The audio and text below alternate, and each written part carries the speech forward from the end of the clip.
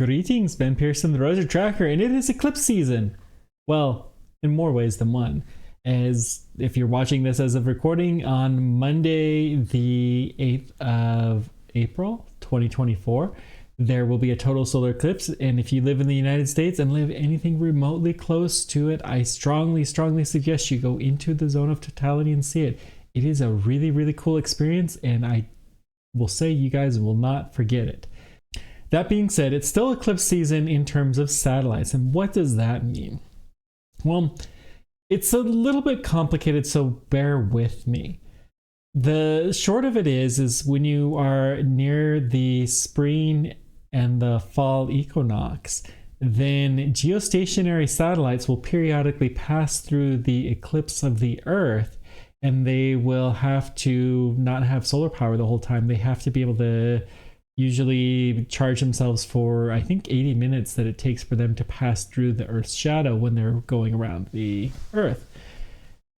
And that can pose some interesting issues. You see, a geostationary satellite typically will have sunlight pretty much all of the time.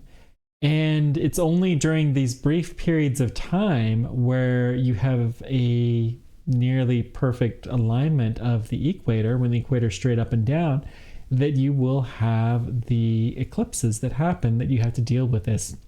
And it'll be a daily occurrence for these satellites. But the amount of sunlight that you can have varies drastically depending on exactly what type of orbit that you have. Now, the only satellites that do not have to worry about this is sun-synchronous satellites that are placed in a sun-synchronous orbit where they're passing effectively over the terminator.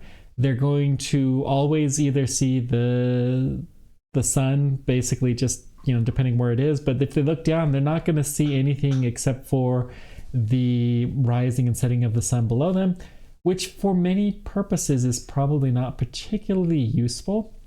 You may find some communication satellites that have this very unusual band, but for the most part, this isn't something that's going to stay around for a long term.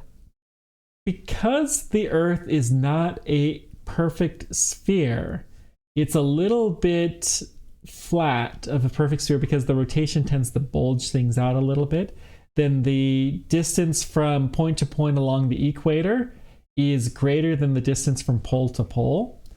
And that will cause a small shift in the rotation of an object around the globe. It's really small, subtle thing, but it is something of some interest, particularly if you're going to design satellites. And so if you have a satellite that is a low Earth orbit that goes around the equator, when it is near the solstices, near the winter, summer times, then it's going to have a different period of time when it's in the sun than when it is, near the equinox. If you're rotating around the equator, then every orbit you're going to have exactly the same time if you're near the solstice for how long you're in the shadow, but it can actually vary quite a bit when you're near the solstices. For the International Space Station, it has a very interesting thing. There's a phenomena that's called full sun that happens. For the International Space Station goes through a cycle about every 2 months. If you have a city on the equator, just for simplicity's sake, and you're looking at the International Space Station, it will pass an ascending point at one point in time, and about a month later, then it will pass over that city in the descending angle. And so the time of day that it has visible will change pretty significantly. And you will have different eclipse times depending on what the phasing is. This is particularly interesting when you have a constellation of satellites, say the Starlink satellites that are rotating. They'll have a period of time where they may not see very much, if any, shadow. And so they actually have to do things a little bit differently during that time period. And this is something that they're not used to. For a geostationary satellite, as we previously mentioned, they'll have full sun, which is kind of the opposite of this problem.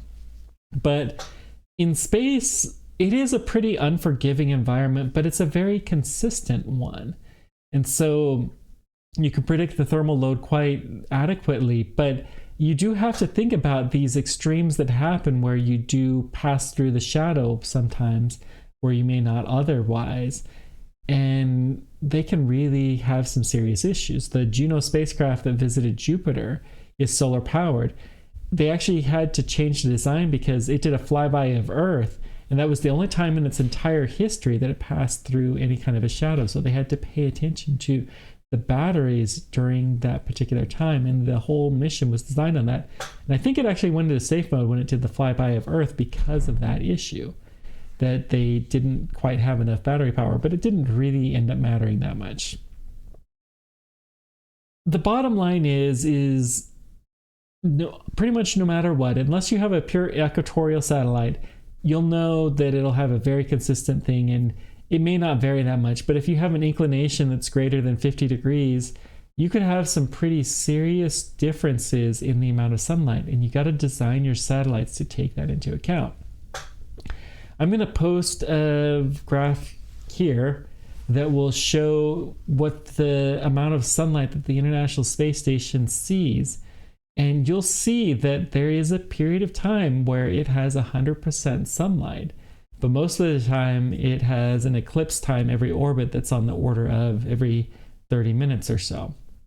Anyways, just a little interesting tidbit. And as previously mentioned, if you live remotely close to a total solar eclipse, go see it. Hopefully it won't be cloudy. Unfortunately, the forecasts, at least right now, look like it's pretty likely to be cloudy, especially in Texas, where they were really predicted to have good weather. But who knows? Time will tell. Weather forecasting is not perfect at this point in time, and it's still a few days out. Thank you guys so much for joining me. Let me know whatever questions come what you guys have. Appreciate everything you do. Till next time, keep on tracking. Take care. We'll see you then. Bye-bye.